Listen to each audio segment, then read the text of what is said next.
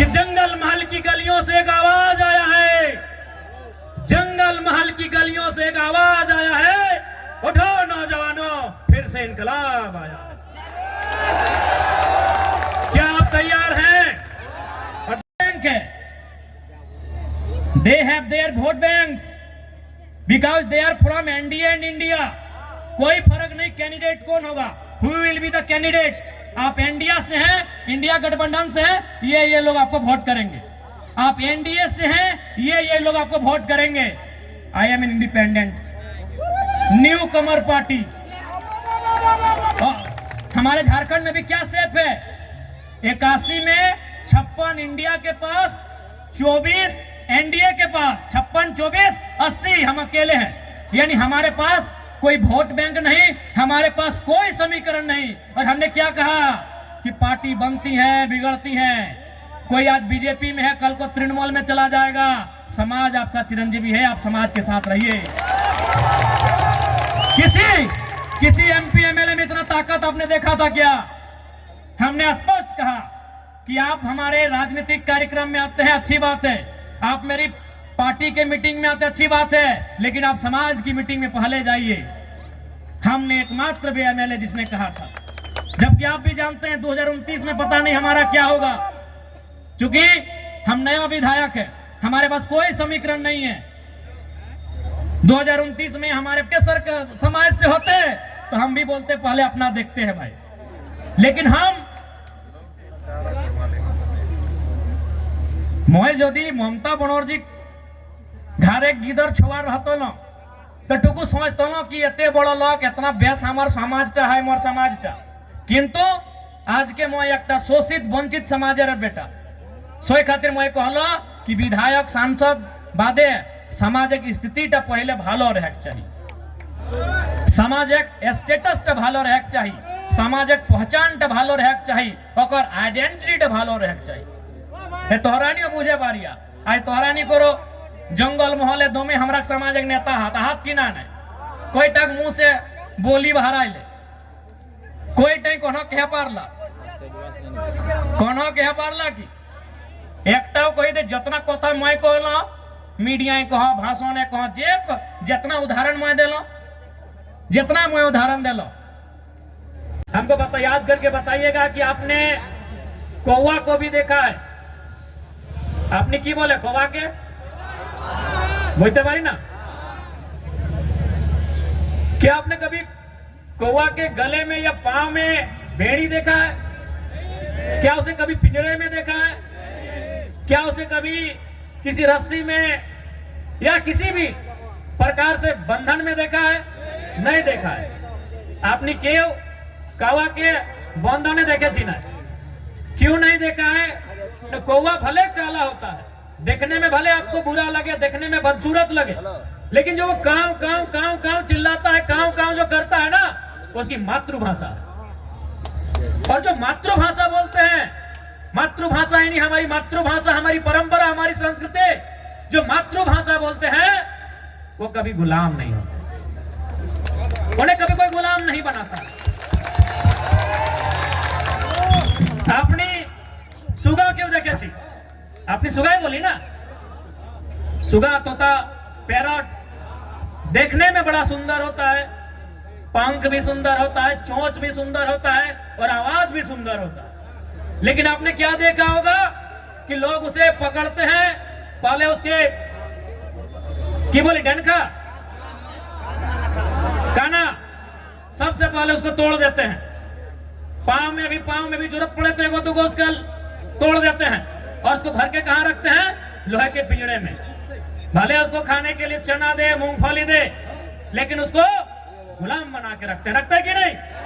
क्योंकि जो मिट्टू जिसे कोई तोता कहता है, कोई सुगा कहता है, कोई पैरट कहता है, भले वो दिखने में सुंदर है, हरा है, चोंच लाल है, खाता भी बढ़िया बढ़िया है, लेकिन वो भाषा का नकल करता है। टेव टेव टेव टेव उसकी भाषा नहीं है, वो भाषा का नकल करता है, वो किसी और की भाषा को बोलने का प्रयास करता है, इसलिए लोग उसे गुलाम बना के रखते हैं। तो इसलिए एक बात तय कीजिए कि आपको आजाद रहना है या गुलाम रहना है। तो भैया अगर आजाद तो आपको उस कौवे की तरह अपनी संस्कृति, अपनी परंपरा, अपनी आइडेंटिटी, अपनी पहचान, उसके साथ आपको जीना होगा। तो क्या ये नौजवान पीढ़ी जो हमारा आने वाला भविष्य है, क्या वो आज के इस कार्यक्रम के माध्यम से ये प्रतिज्ञा लेंगे कि आप अपनी परंपरा, अपनी संस्कृति, अपनी मातृभाषा को बचाएंगे? क्या आप प्रतिज्ञा लेंगे? क्या आप अपने सामाजिक कार्यक्रमों को, अपने सामाजिक आंदोलन को आगे बढ़ाएंगे? क्या आप प्रतिज्ञा लेते हैं? आज आपको ये प्रण लेना होगा, क्योंकि 21वीं सदी में हम जी रहे हैं। आज बहुत जल्दी हम लोग दिशा से हट जाते हैं, अपने रास्ते से भटक जाते हैं। इसलिए आज नौजवान पीढ़ी को विशेषकर आपको ये प्रण लेने की आवश्यकता है कि आज हमारी पहचान क्या है, हमारी परंपरा क्या है। उस पहचान को, उस परंपरा को, उस भाषा, उस संस्कृति की विरासत को, उसे सुरक्षित रखना है। आज हमें यह प्रण लेना होगा। ठीक है दादा, टुकु बसुन। नमस्कार नमस्कार। তুমি নিয়েছি নাই, আমি বুঝতে পারি তুমি বসুন। आज ये प्रण लेने की आवश्यकता है, और विशेषकर जंगल महल के नौजवानों, मेरे भाइयों, मेरी बहनों, मेरे अभिभावकों, मुझे अफसोस होता है, मुझे दुख होता है आपको यहां देखकर। दुख हमें झारखंड के लोगों को भी देखकर होता है, लेकिन आपके लिए दुख थोड़ा ज्यादा इसलिए होता है कि जैसा भी सही, जमशेदपुर वालों को झारखंड मिला, सरायकेला वालों को झारखंड मिला, धनबाद वालों को झारखंड मिला, बोकारो वालों को झारखंड मिला, हजारीबाग गिरिडीह को झारखंड मिला, रामगढ़ को झारखंड मिला, रांची को झारखंड मिला, लेकिन झारखंड बनने का हकदार और झारखंड में शामिल होने का हकदार पुरुलिया, झारग्राम, बांकुड़ा के लोग भी रखते थे। आज बिल्कुल इस बात का अफसोस आपकी आंखों में भी झलक रहा है और हमें भी झलकता है। जो आंदोलन कोयलांचल में था, जो आंदोलन लोहांचल में था, कोयलांचल यानी हमारा जो कोलियरी कोयला का क्षेत्र है, धनबाद, बोकारो, गिरिडीह, हजारीबाग का हिस्सा, और लोहांचल यानी जमशेदपुर का क्षेत्र, वही आंदोलन आपके जंगल महल में भी था।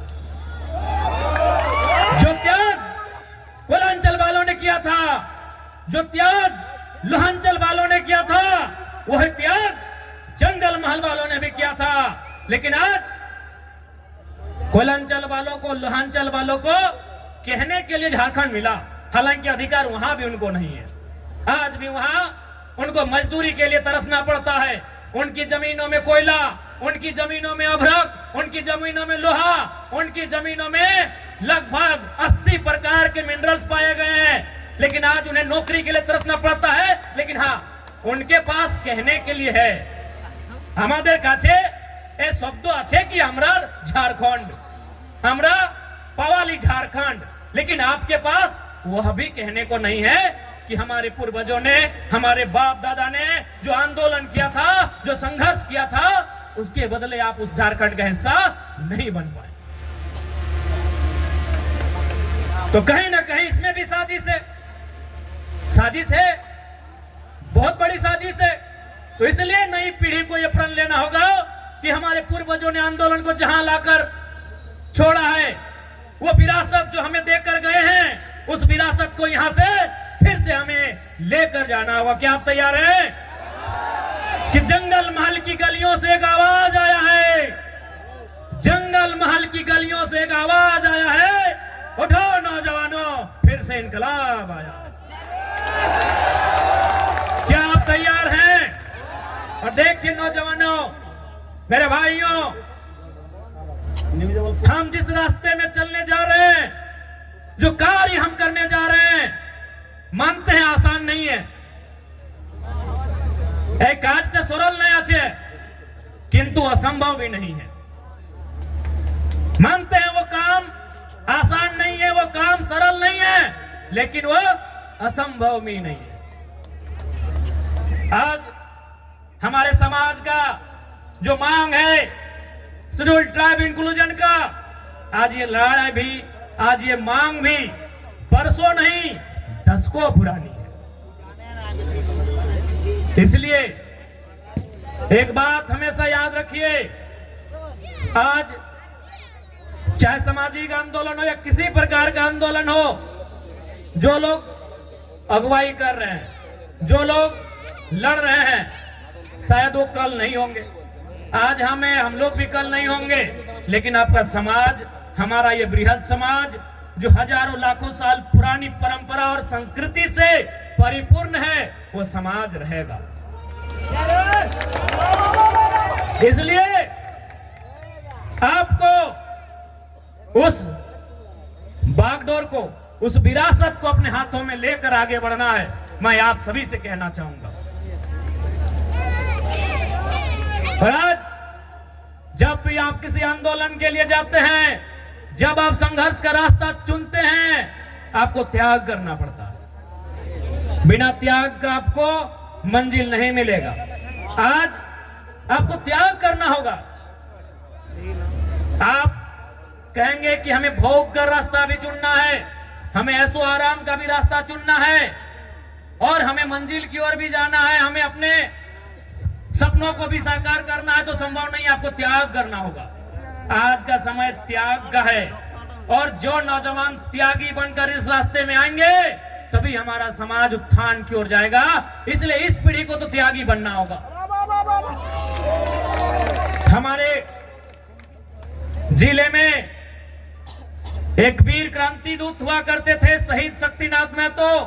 वो अक्सर कहा करते थे कि एक पीढ़ी को जेल जाना होगा, दूसरी पीढ़ी को गोली खानी होगी, तभी तीसरी पीढ़ी राज करेगी।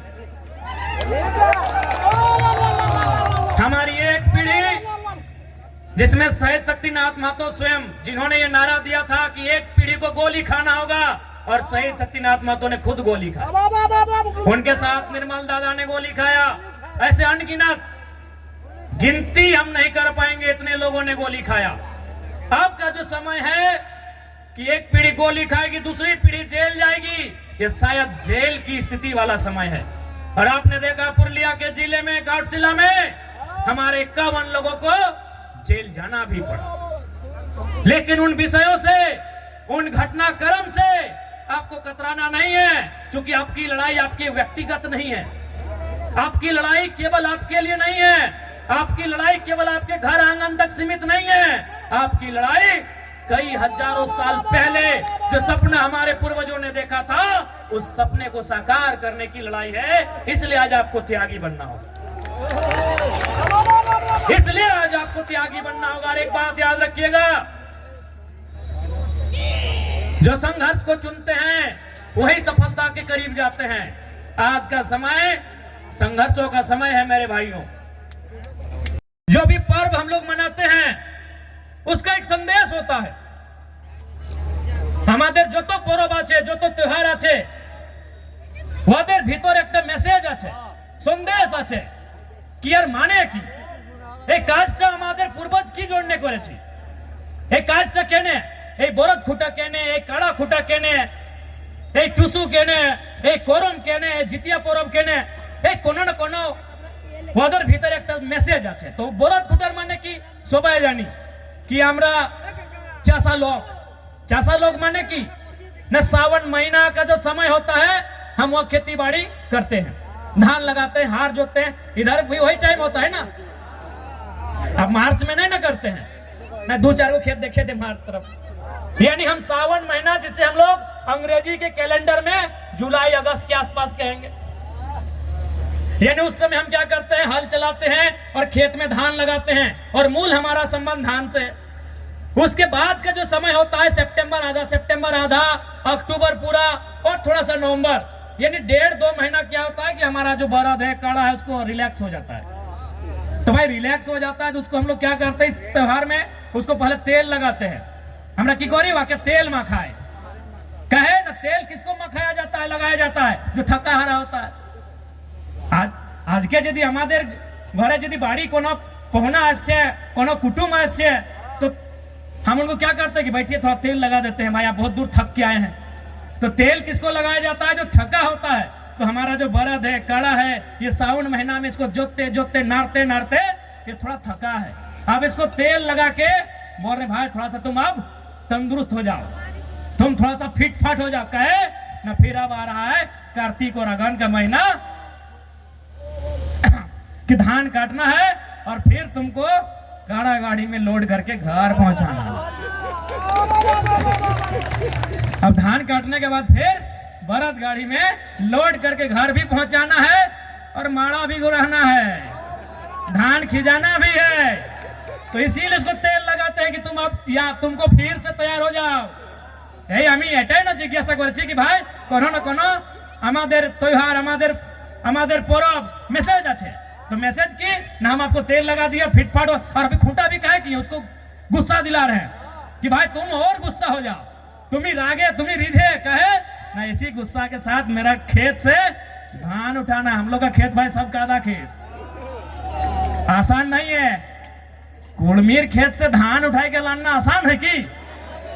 तो वही उसको गुस्सा दिलाते हैं, सूप से मंदिर बजा के ऐसे मैंने उसको हलकार के कि भाई हाँ तुम गुस्सा करो, तुम गुस्सा करो, हम चाहते हैं तुम गुस्सा करो, और उस गुस्सा के बदले जब हम धान खेत में तुमको नारेंगे फिर उठा के उसको बाहर लेके आना है। तो ये है हमारे बरद खुटा करने का हम पीछे हमारे पूर्वजों का मतलब कि पहले तेल लगा के तुमको तरोताजा करेंगे। कहा कि सावन महीना के बाद तुम कुछ काम नहीं किया है, तुम आराम से घर में बैठा है, और सावन महीना के बाद हरा हरा घास मिलता है, और जितना बढ़िया बढ़िया खाना खाने के बाद थोड़ा आदमी आलसी हो जाता है, तो इन लोग भी आलसी हो गया थोड़ा। तो इसीलिए अब फिर से आ गया है टाइम कार्तिक महीना का, अगहन महीना का। अब इन लोग को